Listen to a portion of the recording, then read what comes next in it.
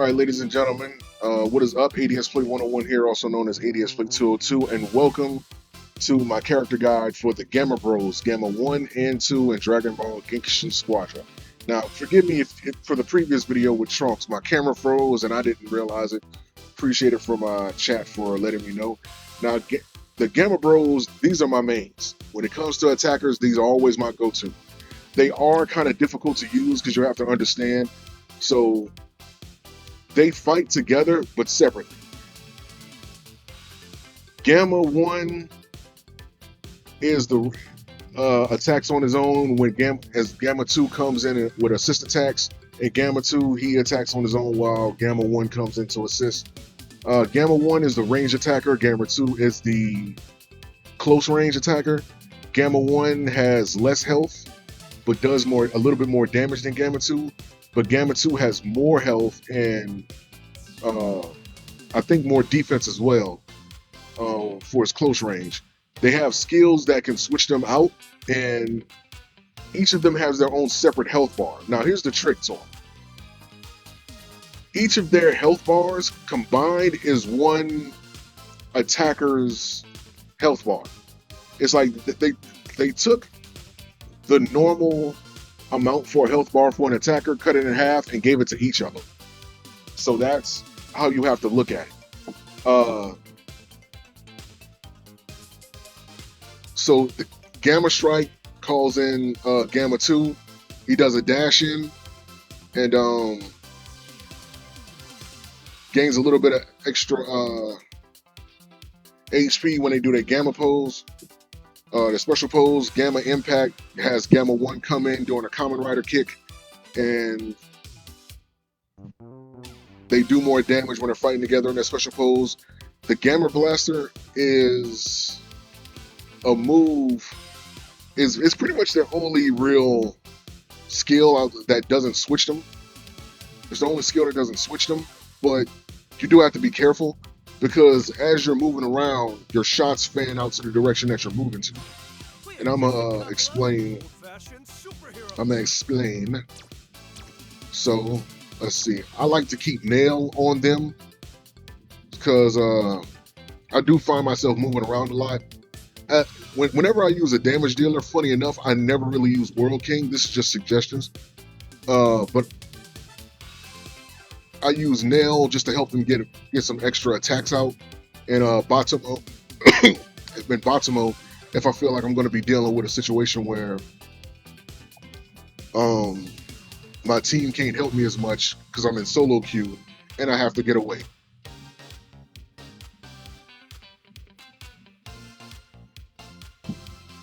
No, World King, I use him for Bojack.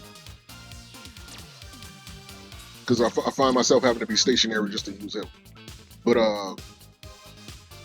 yeah, before I forget, the card combo that I would use with the Damage Bros is either Lightning Swift or Snowball. Giant Slayer, I use Giant Slayer with them. The reason being is because since I'm always with Gamma 1, most of the time, really Gamma 1 is going to be your main attacker because he has the range and he does a little bit more damage. He has the less health of the two, and you're going to find yourself in a situation where you're going to be going against opponents that have more health than you. So I would say Giant Slayer is probably a good choice to go with. And of course Wicked Warrior as well, because since most of your stuff is going to be auto attacks, Wicked Warrior is the way to go. So Lightning Swift, Giant Slayer, and Wicked Warrior with Nail as a helper. Now, this is where people get confused with Gamma Bros. As they are fighting, right? They each have their own health bar. And you have to know when to switch them out. If one of them get knocked out, you won't be able to summon them into a match or use their assistant attack or use that skill that brings them out, I should say, unless either you use your ultimate to revive them or you die and get respawned. So you have to be aware of that. So as you're fighting, just make sure you keep an eye on their health, and then soon as one health gets low, switch to the other one. So yeah, or recall in order to get them back. So the first skill is the blaster. Well, first let's go over the basic attacks. With Gamma 1, he shoots from a distance, and then Gamma 2 comes out and he does like a little shotgun blast. Let me put Vegeta's health on, no damage. So now he does like 65, and then Gamma 2 comes in for like 70, 75, 78.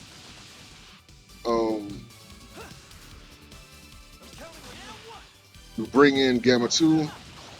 He does 61.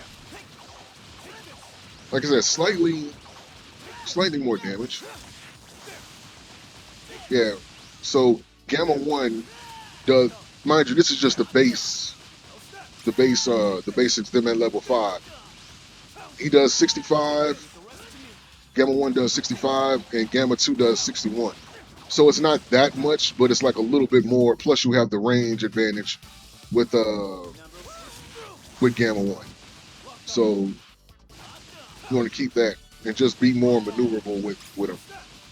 So the best way to remember which skill summons which, right trigger brings out or activates the skill of Gamma 1, and right bumper brings out Gamma 2. So the trigger is for the trigger finger. The bumper is for the shoulder tackle or the punch. That's how I remember it in my head. So whenever I want to shoot, trigger finger. Whenever I want to fight close range, oh damn, it's still on cooldown. But yeah, whenever I want to fight close range, bumper.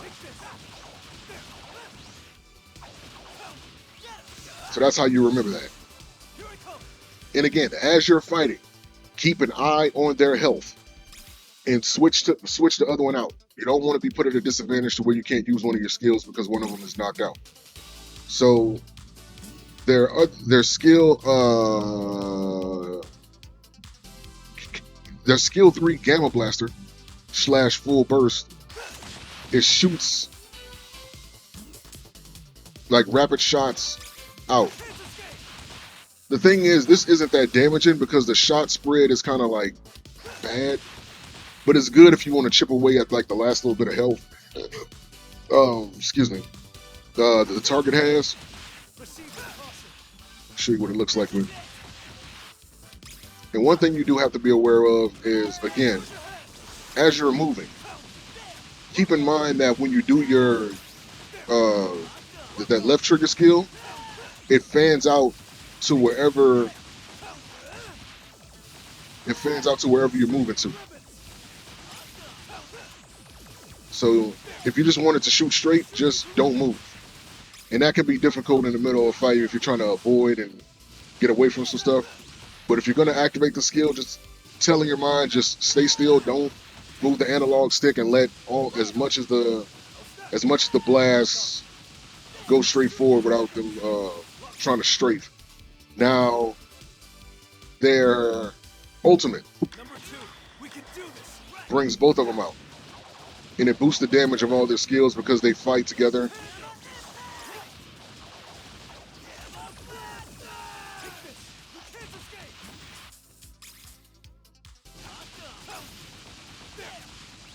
Yeah, it combines their health bars. Got ahead of myself. It combines their health bars, and it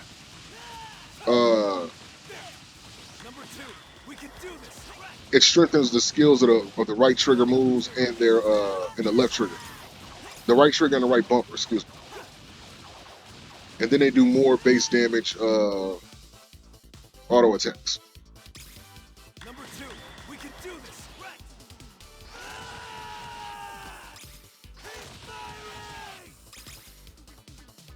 So keep that in mind. Now,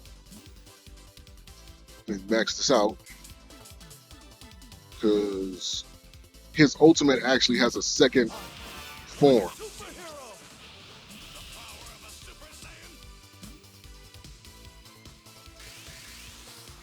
Now, when you get the final form or when you max out the levels of his ultimate, you get access to the second one where Gamma 2 actually sacrifices himself and does a pretty massive amount of damage. That's like 3,900, and I should not have had that no damage on.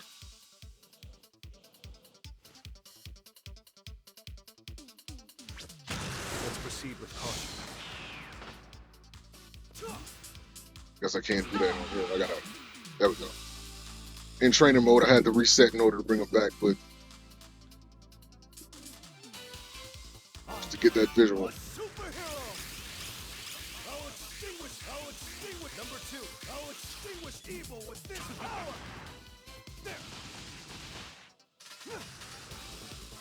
Until he moves back.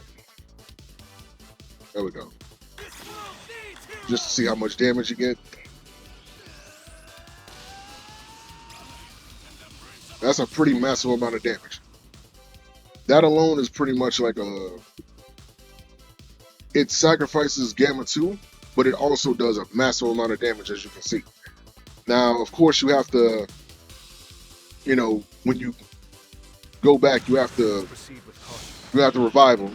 Because when you do that, you are losing Gamma 2, but it's worth it, especially in the late game, especially if it's in like a skirmish, and you have your ultimate maxed out. You definitely want to use that, especially in the middle of a team fight, because you're pretty much going to win that if that lands. And, they do have a restriction on it, so I was getting to that, Yanaka. But, it's a last-ditch move, and it can only be used once during a battle. So keep that in mind, because, again, you want to save it for when this is like a crucial move. It's like a last-ditch effort. It's like, okay, we're in the middle of a team fight. We have to win this one in order for us to win the game. Activate this then. So that's what that is. Oh no, you're not. You good? I was getting to it though. I appreciate it too, but I was getting to it. But yeah, but with Gamma 1 and Gamma 2, again, just be aware of their health. Again, I would keep Gamma 1 is going to be like your main source for damage. The only time you're really supposed to switch out for Gamma 2 is when Gamma 1 is about to die and you have to retreat. Ideally. Or if you want to get the last little bit of damage to, knock somebody out, you want to use Gamma 2 skill. So that's the trick to using them. Don't be intimidated. Keep Gamma 1 out. That's most of your damage right there. Use that. Keep your eye on the health and use Gamma 2 whenever Gamma 1 is getting ready to get knocked out. Yeah, so don't be so eager to try to use the skills to try to do damage. Save that for when you're trying to save the life of the other one. And again, for the divine cards, I would use Lightning Swift, and I have to level them up.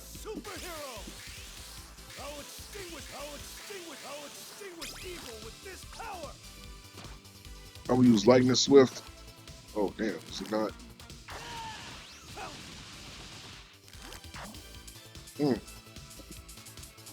There we go. Divine cards. There we are. Alright. Lightning Swift. Giant Slayer. Just to get the health advantage on them. And Wicked Warrior, since most of your damage is going to come from auto attacks anyway. It's just good to just have that at your disposal. So, health management. That's basically it. When you get ready to use his blaster, stand still. Just stay right there. Most of your damage is coming from this. Keep him out. Get ready to switch. As soon as he gets ready to die, just activate Gamma 2. Get him to back up. Maybe do the last little bit of damage and get the hell on. That's your that's how you maintain them. Not saying Gamma 2 is bad, but Gamma 1 is going to be your main source of damage. So that was my character guide for the Gamma Bros. Hopefully this helped you guys. And if you guys have any more questions in regards to the characters, please feel free to ask me and I will be happy to answer you. So moving on to the next.